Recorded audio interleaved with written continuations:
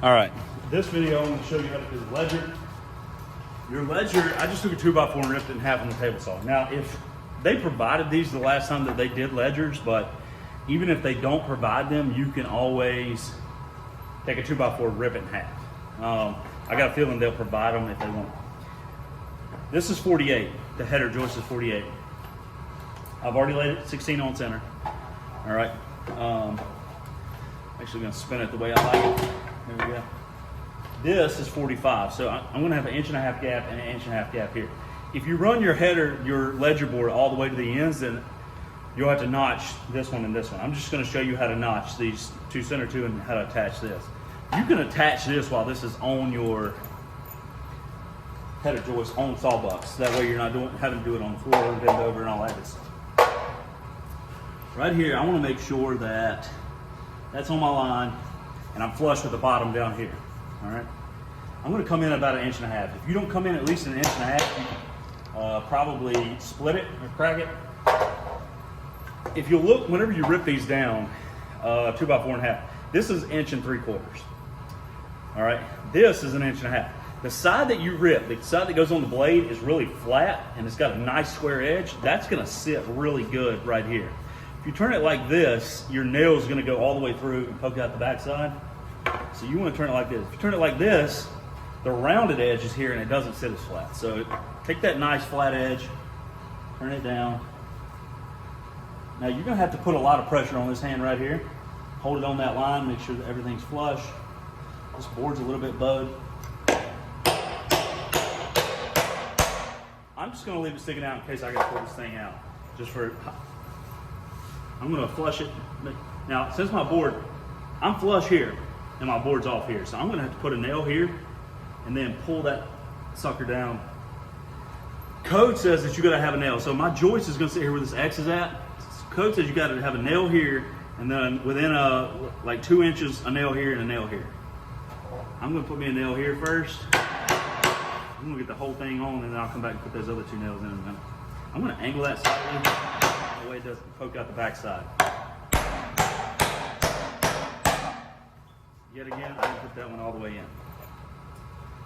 Get in line with your joist, angle it. Get your nail started first.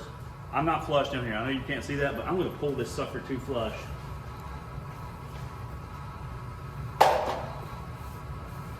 Right there. And then I'm going to nail it in.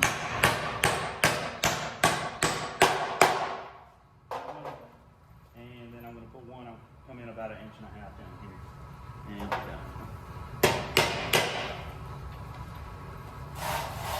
now pull that one. This is going to be the hardest one.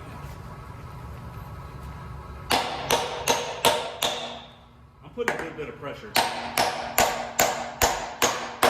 here. Now, one of the things you can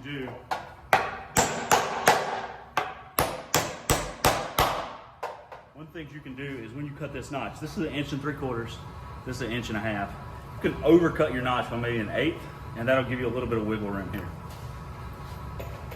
I'm going to put a nail within either side of this, within 2 inches.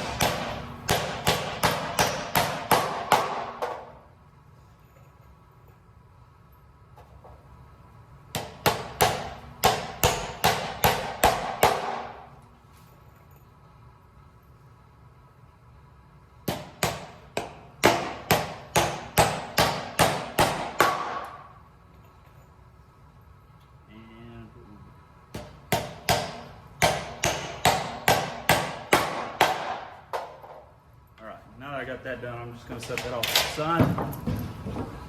Here's my floor joist.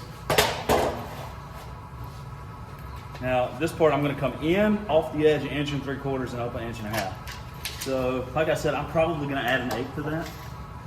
So I'm going to go 1 inch. There's 1.75 inches. I'm going to go 1 7/8 inches, and then by like 1 5/8 inches.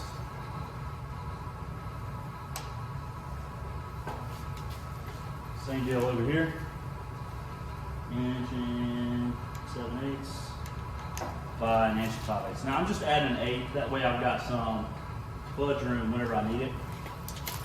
And all I'm going to do is mark that out straight, speed square, straight, speed square. All right.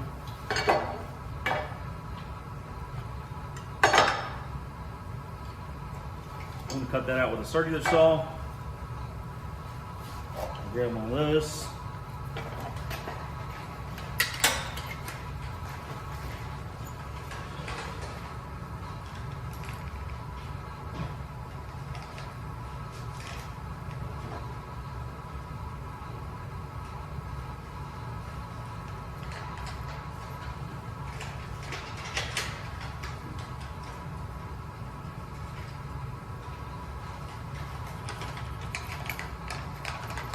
Sorry, I should have had all this ready. So when I cut that, I'm gonna swivel here. You set the edge there. Now, when you cut these, you can use a handsaw to cut that part out there, or you can clip it and cut that like that.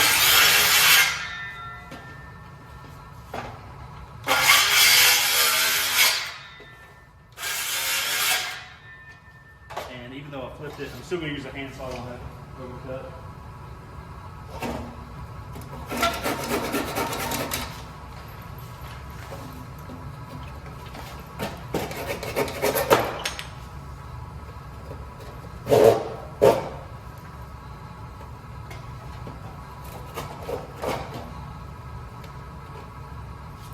All right, do the other side.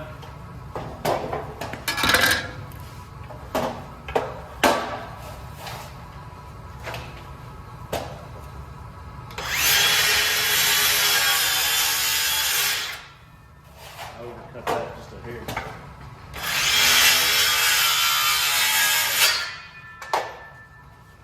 And I'll just trim this one out with a handsaw.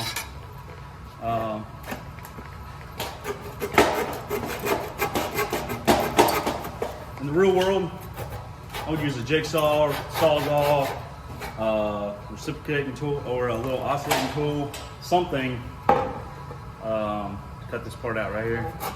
But handsaw is probably all you're gonna have. So, get that out. Got a good clean notch. And another notch. You gotta do that to the other side. And that's gonna fit. Show you how that fits up. Do it this way so you can see. That's gonna fit like that right there. Alright, so the notch is gonna go over that right there. Now, even if this is a little bit low, right? You can always take a nail and slide it under that and get that up to flush if you need to. So you'd rather this floor joist be a little low than a little high. Because if you go a little bit high, it's going to be hard to get it down. So if you got it a little bit low, wouldn't be a problem. And I'm going to notch this other one and then we'll go forward.